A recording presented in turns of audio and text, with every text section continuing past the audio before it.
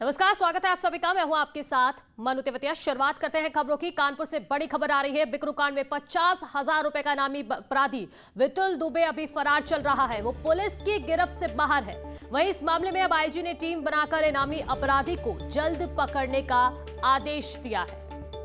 तो बिकरू कांड का इनामी है जो अभी तक फरार चल रहा है, वितुल दुबे, जिस पर 50,000 का इनाम है। आईजी कानपुर ने अब टीम का गठन किया है और साथ ही साथ ये आदेश दिया है कि जल्द से जल्द वितुल दुबे गिरफ्त में होना चाहिए। तो इस वक्त की बड़ी खबर हम आपको बता रहे हैं, बिकरू कांड से जुड़ी हुई। उसका एक इनामी अभी तक फरार है। 50,000 का इनामी है वितुल दुबे, जिसको अभी तक पुलिस पकड़ नहीं पाई है। अब आईजी कानपुर सख्त हुए हैं और हमारे सहयोगी अमित गंजो हमारे साथ जुड़ गए हैं। अमित, जरा वितुल दुबे के बारे में बताइए, साथ ही ये भी बताइए कि क्यों अभी तक पकड़ नहीं पाई है पुलिस। बताना चाहूंगा कि 2 तारीख की अगर बात की जाए, उस बात को अब तक लेके 6 महीना आज पूरा हो गया। अगर हम बात करें जुलाई से लेके आज तक की, जिस तारीख को रात में ये पुलिस पर हमला हुआ, उसमें 8 जवान शहीद हुए। पूरे देश भर की नजरें थी कि आखिर ये दुर्दांत अपराधी कब पकड़ा जाएगा। उसके बाद एनकाउंटर में मारा गया। एक एक करके सारे लोगों को या तो अरेस्ट हुए या एनकाउंटर में मारे गए। लेकिन सबसे बड़ी ताज्जुब की बात है कि ये अतुल, जो इनका राइट हैंड कहा जाता था, उसका बेटा वितुल, ये उस दिन से आज तक फरार है।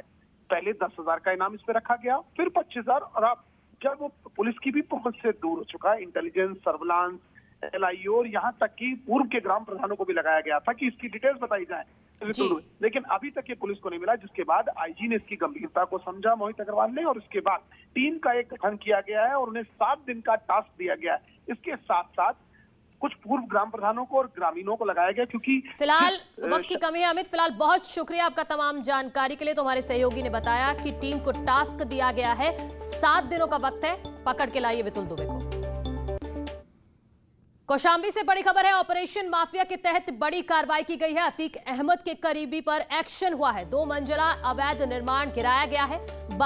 बदरूद के खिलाफ 12 से ज्यादा मामले दर्ज हैं। कौशाम्बी जिले के टिकरी गांव का ये पूरा मामला है। एक और बड़ी कार्रवाई अतीक अहमद के गुर्गे के खिलाफ, ये बदरूद के खिलाफ 12 से ज्यादा जिसके खिलाफ मामले दर्ज हैं, उसके अवैध निर्माण को गिराया गया है। कौशाम्बी की ये तस्वीर आप स्क्रीन पर देख रहे हैं, किस तरह से इस 2 मंजिला मकान पर बुलडोजर चलाया जा रहा है और अतीक अहमद के गुर्गों पर लगातार कार्रवाई हो रही है। हर रोज हम आपको तस्वीर दिखाते हैं। कल भी दिखाई थी कि इखलाक के अवैध निर्माण को किस तरह से कब्जा किया है प्रशासन ने, और अब ये फिर से एक अतीक अहमद के करीबी पर एक्शन हुआ है, जिसकी तस्वीरें आप देख रहे हैं। 2 मंजिला अवैध निर्माण को यहां पर गिराया गया है। बदरूद का ये मकान है जिसके खिलाफ 12 से ज्यादा मामले दर्ज हैं।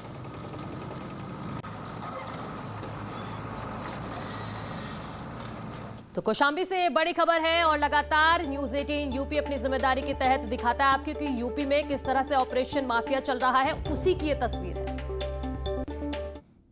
और प्रयागराज के बाद बड़ी खबर आ रही है बलरामपुर से, जहां सपा के पूर्व विधायक आरिफ अनवर हाशमी की 20 करोड़ रुपए की संपत्ति को कुर्क किया गया है। पुलिस की टीम ने 1.61 हेक्टेयर की जमीन पर कब्जा कर लिया है। साथ ही 3 लग्जरी वाहनों को प्रशासन ने कब्जे में ले लिया है। आरिफ अनवर हाशमी उतरोला से सपा के विधायक रह चुके हैं।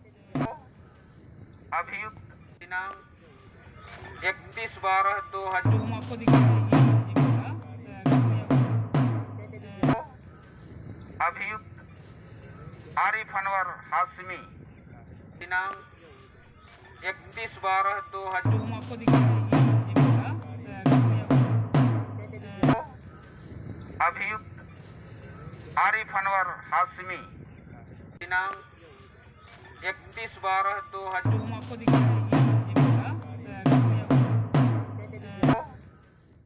और सर्वेश हमारे सहयोगी ज्यादा जानकारी के साथ जुड़ गए हैं। सर्वेश, बताइए जरा इस कार्रवाई के बारे में डिटेल से।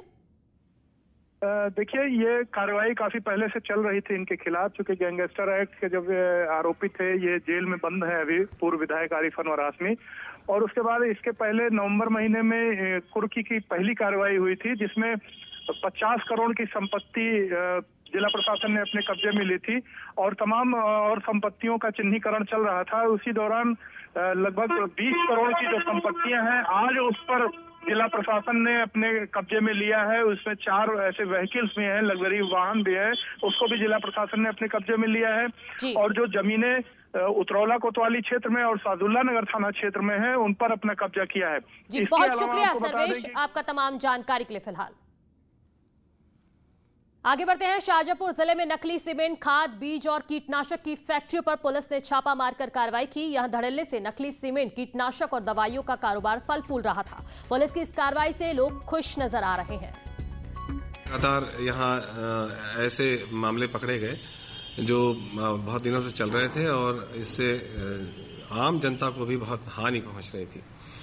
उसका जो गाड़ी कमाई का पैसा है वो इस तरह के चीज़ों को खरीदने में और उससे धोखा खाने में व्यय होता था। नकली शराब की फैक्ट्री पकड़ी गई जिसमें आबकारी विभाग का बहुत अच्छा सहयोग था। और इसी बीच मथुरा से बड़ी खबर आ रही है, जहां 23 करोड़ रुपए के छात्रवृत्ति घोटाले में एफआईआर दर्ज की गई है। इसमें 66 घोटालेबाजों के खिलाफ ये नाम शामिल हैं। घोटालेबाजों में कई बड़े अधिकारी शामिल बताए जा रहे हैं। तो ये बड़ी खबर हम आपको बता रहे हैं मथुरा से। छात्रवृत्ति घोटाले के मामले में एफआईआर दर्ज की गई है।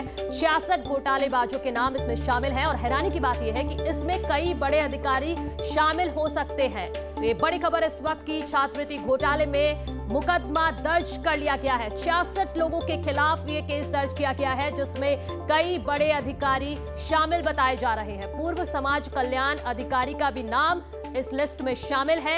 62 आईटीआर प्रबंधकों का नाम भी इसमें शामिल किया गया है। तो ये बड़ी खबर इस वक्त की। छात्रवृत्ति घोटाले केस में अब मुकदमा दर्ज किया गया है। 66 लोगों के खिलाफ केस दर्ज किया गया है और हैरानी वाली बात यही है कि इस पूरे घोटाले में कई बड़े अधिकारी शामिल बताए जा रहे हैं। पूर्व समाज कल्याण अधिकारी का भी नाम इसमें शामिल है और इसके अलावा 62 आईटीआर प्रबंधकों के नाम भी इसमें शामिल है। 2 करोड़ 53 लाख घोटाले का आरोप लगा है इन लोगों पर। तो छात्रवृत्ति घोटाला जो 2 करोड़ से ज्यादा का है, उसमें ये बड़ी खबर कि अब इस केस में मुकदमा दर्ज किया गया है।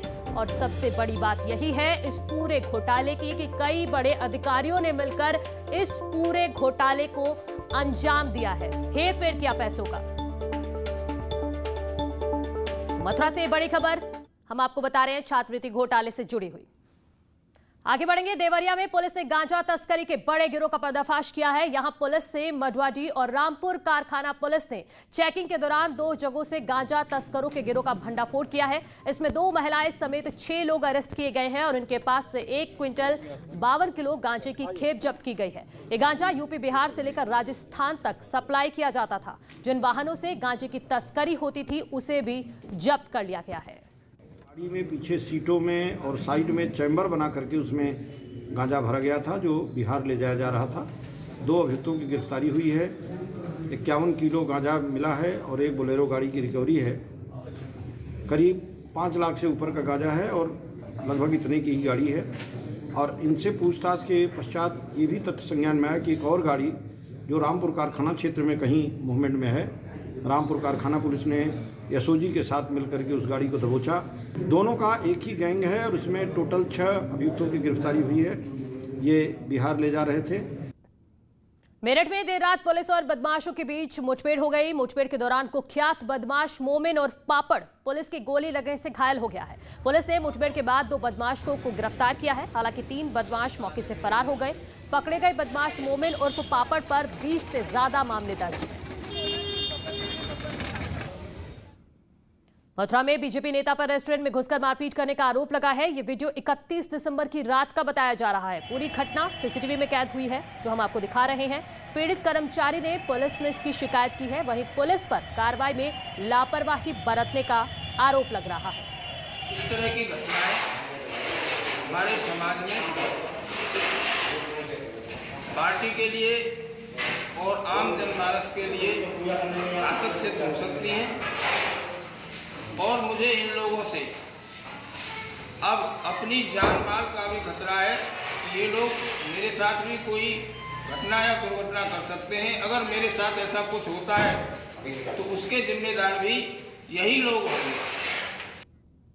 लखनऊ से बड़ी खबर आ रही है। यहाँ एक लड़की ने आत्महत्या की है। अश्लील फोन कॉल से परेशान थी ये लड़की, जिसकी वजह से उसने अपनी जान दे दी। युवती ने परिजनों को फोन कॉल की जानकारी भी दी थी। घर में फांसी लगाकर इस लड़की ने जान दी है। पुलिस ने एफआईआर दर्ज कर जांच भी शुरू कर दी है। 18 साल इसकी उम्र बताई जा रही है, जो अश्लील फोन कॉल से परेशान थी। लखनऊ से बड़ी खबर है, जहां एक लड़की ने 18 साल की महज इसकी उम्र है, जिसने अश्लील फोन कॉल आते थे, कई बार शिकायत भी की अपने परिजनों से। उसके बाद अब मामला पुलिस में भी पहुंचा है, लेकिन वो इतनी परेशान हो गई जिसके बाद उसने अपनी जान दे दी। हमारे सहयोगी ऋषभ हमारे साथ जुड़ गए। ऋषभ, जरा बताइए इस खबर के बारे में, क्या पहले शिकायत नहीं की थी, क्या कार्रवाई नहीं की गई थी? देखिए, ये कहना है पीड़ित परिवार का कि एक फोन कॉल आती थी उनकी बेटी के पास और बेटी ये शिकायत करती थी कि वो आपत्तिजनक बातें करता है, अश्लील बातें करता है, फोन पर छेड़छाड़ करता है। पहले इस मामले को मामूली छेड़छाड़ परिवार भी मान रहा था, अब लेकिन बाद में उन्होंने पुलिस में भी शिकायत की। पुलिस ने कहा ठीक है, चूंकि टेलीफोन नंबर है, फिलहाल इसकी डिटेल निकाली जाएगी, सीडीआर है, उसके बाद ही आगे कोई कार्रवाई की जाएगी। लेकिन बात बीते 2-3 दिन में इतनी बढ़ गई थी कि उसने शायद फोन कॉल में कुछ ऐसा कहा जिसके बाद वो बच्ची डिप्रेशन में चली गई और उसने सुसाइड कमिट कर लिया। पीड़िता के पिता की ओर से तहरीर दी गई थी, जिस पर बीकेटी पुलिस ने 306 अबेटमेंट टू सुसाइड आत्महत्या के लिए दुष्प्रेरित करने की धाराओं में एफआईआर दर्ज कर ली है और उस टेलीफोन नंबर की सारी डिटेल निकालने में जुट गई है पुलिस।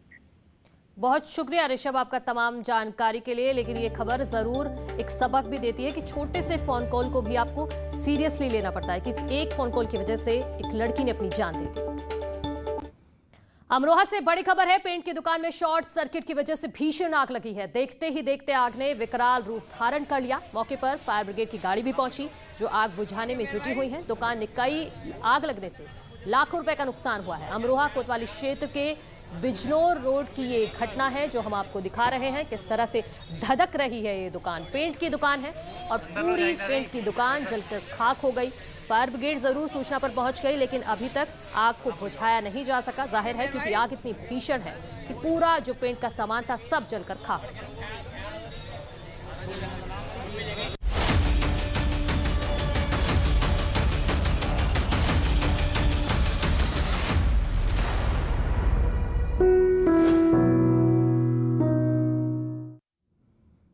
कोविड-19 महामारी ने परस्पर निर्भरता की भावना को सुदृढ़ किया है, जिससे कि पूरा देश इस विपत्ति का एकजुट होकर मुकाबला कर सके। वैक्सीनेशन का ऐलान के बाद जरूरत होगी कि हम सभी अपना सर्वश्रेष्ठ योगदान दें, जिससे हम एक साथ वायरस को हराने की तरफ कदम बढ़ा सकें। और नेटवर्क 18 इस मुहिम में हर कदम पर आपके साथ होगा। जब तक सभी सुरक्षित नहीं होते, तब तक कोई सुरक्षित नहीं होगा। इसी सोच के आधार पर हमारे कैंपेन संजीवनी का लक्ष्य ये सुनिश्चित करना है कि वैक्सीन पाना सभी भारतीयों का अधिकार है।